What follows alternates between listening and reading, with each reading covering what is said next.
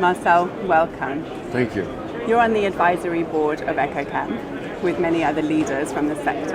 And I wondered, do you have some recipe for success for companies looking to commercialize in this sector?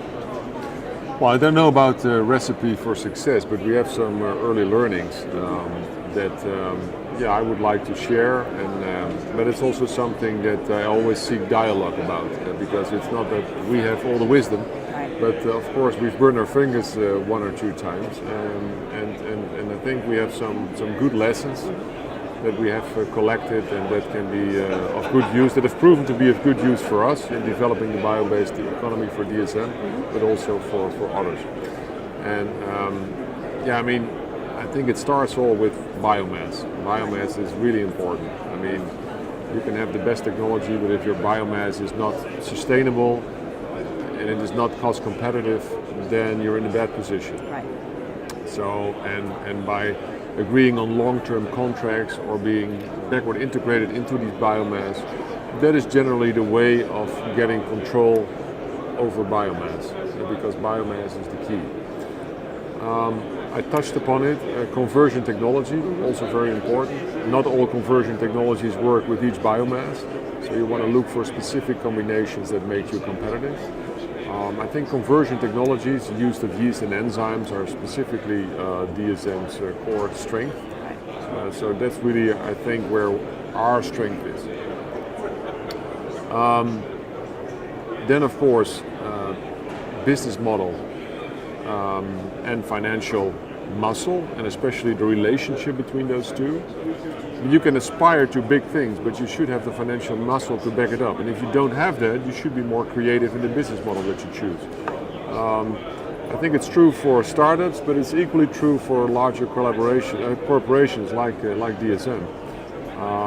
And also, we have chosen for some really bulk chemical commodities, even if they're bio-based, we've opted for a demo and license model, whereas with some other more specific specialty niche sort of bio-based chemicals, we want to produce and sell that ourselves. So those are some of the success factors. How do you feel about challenges? What kind of challenges are faced by players in this market? Okay, I think the most important one is risk, financial risk.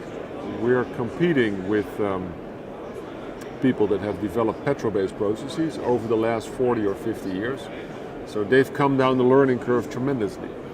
And what we are trying to do as an industry, as a bio-based industry, is trying to be at the same level in 10 to 20 years. So that requires big investments.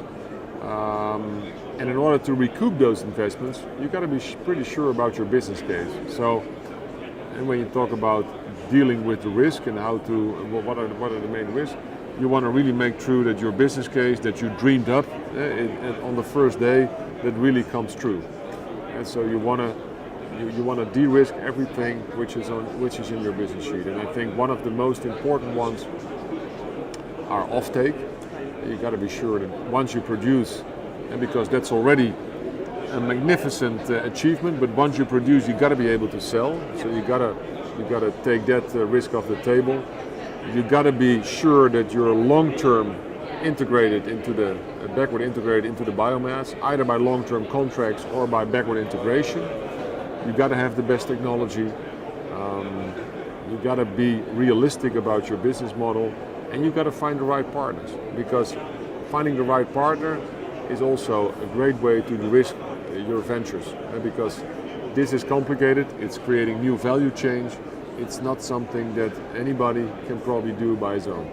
And it's not enough just to be new. You've got to deliver on so many different levels. Absolutely, and that's another thing. I mean, if we are not capable of producing additional benefits, then bio-based will not save you. It has to go hand in hand. Bio-based alone is not enough. Exactly. Yeah. It has to be a combination of performance, new benefits for customers, together with bio-based. That is the winning formula. Do you think that the industry right now is managing to deliver on all of those, or is that a work in progress? I think most of us begin to understand that combination is really key. I have the luxury that in my own company I have business units that actually are potential buyers for what I make. Right. They keep me straight, and they talk to me about benefits, what it should have, and that helps me to shape my proposition also for clients outside of DSM. Yeah. And I think credibility is really important as well when we look at how we position these products and how we market and communicate on them, to be responsible and transparent and credible. And you have your business units keeping you real on that. But I think for the whole industry, it's important that we move forward in a credible way. Yeah, that's also true. I think we need to create a culture where we are delivering on our promise. So if we say we start up in Q1, then we start up in Q1. And I don't think the industry benefits from stories, rumors that will not materialize. I think that is not helpful for any of us. It's not a solid base for the industry to grow on. Exactly. Do you feel that there's enough understanding with, say, the value chain about the benefits of sustainable chemistry, or is there still some work to be done to educate and raise awareness? Yeah, I think there's still some work to be done. This morning in the session that I was featuring in, also Coca-Cola made a fantastic presentation, I think, about the plant bottle. I think that to me is an excellent example of how they work with consumers, how they perfected the value proposition of plant bottle, and I think it will take many more of these examples to really create that pool. It's a powerful story for consumers as well. Exactly, but that's where it starts. It starts with consumers, and then all the way down the chain to people like DSM that are either into the polymers, compounds, or also into chemicals. But it starts with the consumer, and it starts with awareness. Absolutely. I think what's really interesting about this industry is how much cooperation and collaboration we see, whether it's through open innovation, joint ventures, partnerships. And at DSM you also have a number of examples of this collaborative approach to developing the sector. Exactly. I think you need partners, but you also need to learn how to work with partners. Right. Because if you're not doing that well, we've said at an early stage, partnerships needs to be a key competence in DSM, just as technology is. And if you don't do that, then a partnership becomes a burden, because then you will only experience the negative sides of partnerships, which is sometimes extended decision trajectories and so forth. But if you organize it well and you empower a joint venture that you both create, then your decision making can be quick. And I think that's what you should aspire for, to really empower those joint ventures that you create together, and make them suitable to capture that market success.